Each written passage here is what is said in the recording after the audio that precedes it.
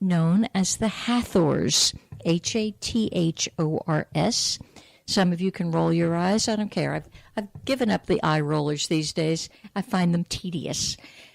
So the Hathors are really in consciousness and in IQ. They certainly are big brothers and sisters for this particular planet. And Tom was a psychotherapist, actually has become probably one of the first and foremost sound healers, perhaps now globally in the world. And the Hathors keep bringing us updates on their concern about how we're running our own lives. And then they'll bring messages as to how to lift above it. And they bring, for Tom, because he's a percussionist, they bring sound healing.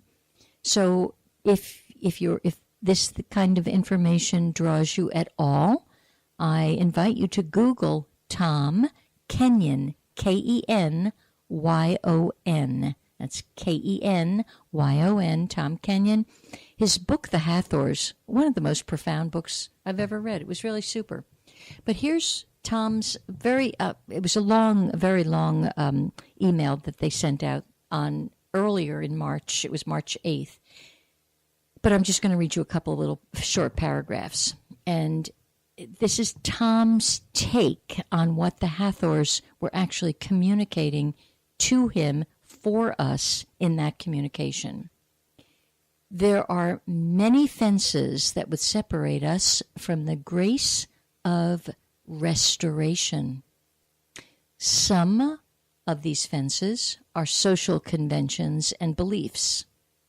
Some are a result of social stress created by the current rise of political polarization.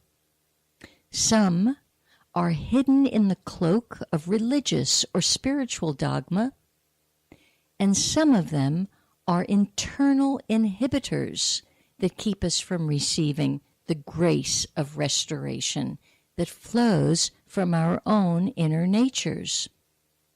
Part of the task for receiving true restoration is to find our way around those external and internal fences that have been erected to separate us from the grace of renewal. There are indeed many ways to find true restoration. The latest Hathor sound meditation is just one of them. If it resonates with you, I think you will be blessed by its effectiveness, says Tom Kenyon. And if you choose some other way, it does not matter, so long as you find some means to psycho-spiritually restore yourself in these increasingly challenging times. And it concludes with, whatever path to restoration you take, may it be swift, and may it be a blessing to you, your loved ones, and to all sentient beings. Now I'm going to go back over this because paragraph 1 has a whole lot of information that's packed in there. First sentence, there are many fences that would separate you from the grace of your own restoration. Your social conventions and beliefs, that's a huge fence. And anything, I'm telling you, I've been harping on this for as long as I've been on this station, and then some. Anything that causes a sense of separation, you are crazy to get yourself tangled in it. I went back these past few days to pick up a book. I'd forgotten. It was one of my favorite books, and I'll tell you the title in a second, but I want to tell you a little thing that they were saying. Be careful of the split between matter and spirit. There is no split. Again, it's kind of one of these hidden fences. Matter is spirit. It's all one. There's only one. So it goes on in this first paragraph. So we've got the social conventions and beliefs. And look, it's social convention. It's all around us. It could look something like this.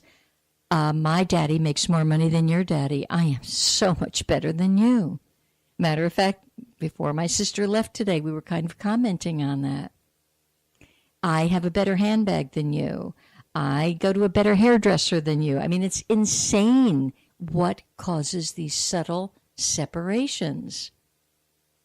And some of these separations are the result of social stress created by the current rise of political polarization.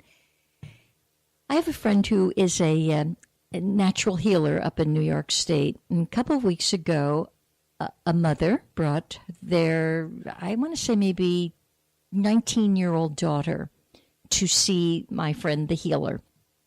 The daughter was suffering from such a heinous dose of anxiety. It was mind-boggling. Well, what is this kid concerned about?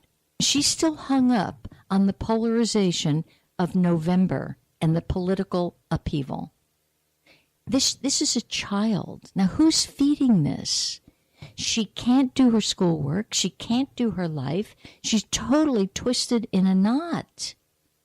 So the dangers of this kind of polarization, I think the parents who were probably glibly just taking sides one way or another as every next debate came on, did not recognize the damage and the danger that was now created in someone they love very much. And all these kids, they're talking about, he's going to push the button. I'm like, oh, for God's sake, he doesn't even own a sewing box. Leave him alone. There's no buttons allowed. So you want to be so careful of polarization. Next, they're hidden in the cloak of religious or spiritual dogma. This is so insidious. I really do find it rather humorous. I had to go a couple of weeks ago to a dentist. Now, many of you are horrified that I would even admit that I should go to a dentist because they've not been on my to-do list for many, many years because I believe I'm in charge of my body and I have to take good care of it. So I do my very best. Well, there was such a sense, the air of polarization in this particular dentist office that I had been directed to by a well-meaning person. It was so dense and so thick that I actually couldn't go back. I simply couldn't.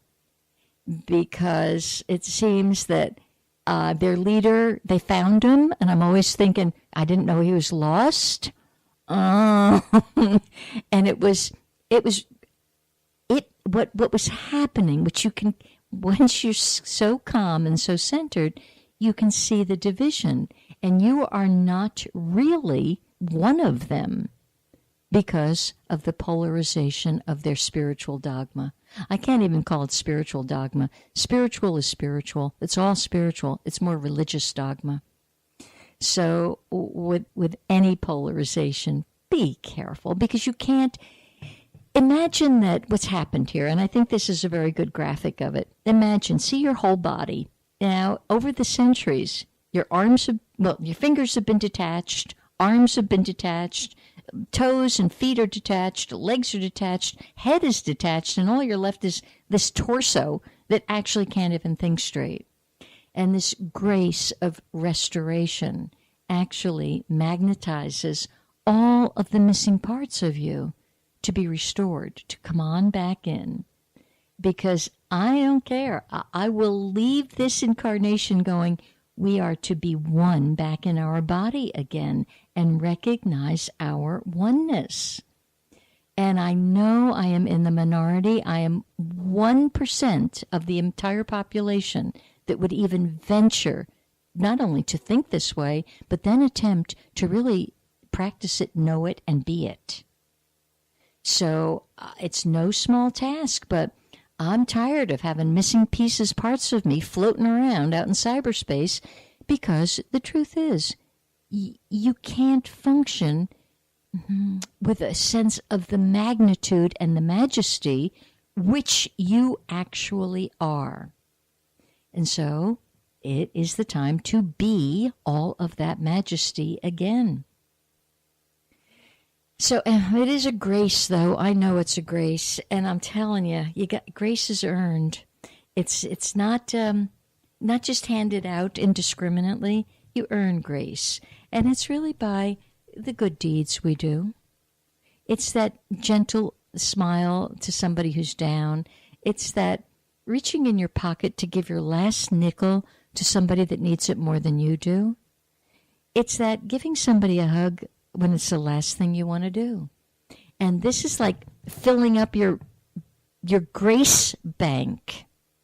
So look at, if spring is that whole sense of rebirth and renewal, it's you they're talking about. Nature herself is showing you this is your renewal time.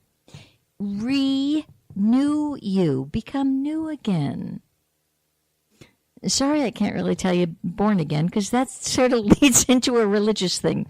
But new, N-E-W, you again, new you again.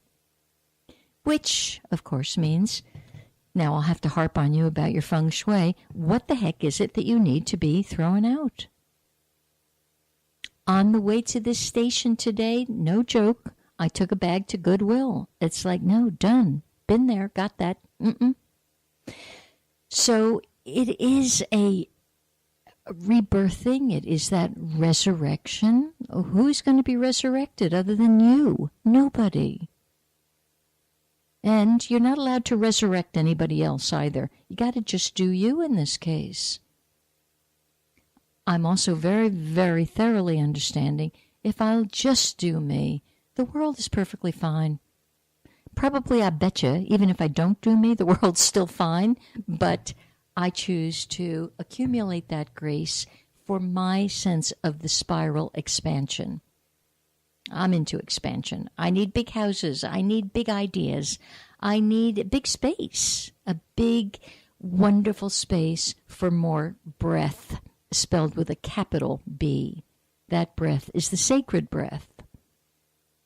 And that's why you need to be outside. And of course, springtime, especially in the Northeast, I know now, get out, take a walk in the woods, take a walk by the pond.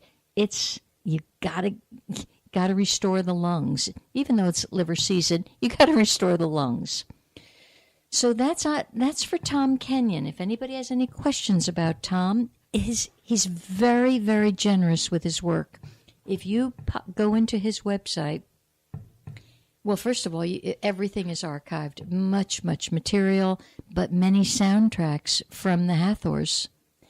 And when I was, about 4 or 5 years ago, I was living in Vero Beach, and I was having an experience, a very funny experience, with welcoming angels into my space. And the place that I lived in happened to have this, like a 25-foot ceiling, elevated. It was like almost looked like a church inside. And it was just large and wonderful. And it was right at the time when I was really tuning into Tom Kenyon and the Hathor material. And I was reading the Hathor book and sitting there and just thinking, oh, I wish they would just come here. I want to see them. I want to feel them. I want to know them. And you can't make this stuff up. The energy in the room changed. Now, I've been told that these beings actually are about 15 feet tall. I could feel them. I couldn't exactly see them, but the sense was a presence had changed. The energy field had changed. And it was just sacred. And it was a sense of reverence and a sense of, why don't we just stay in this atmosphere? And yet it's hard to cultivate it, because next moment you crash land energetically. Now, I will say this, the more fastidious I am about better and better food choices, it's easier to tap into these larger expressions of energy of which we are a part. They're not different. I am of the Hathors. They are of me. And I think that's what helped draw their presence, because there's no separation. They and I are one. You and them are one. the same as you are one with the political people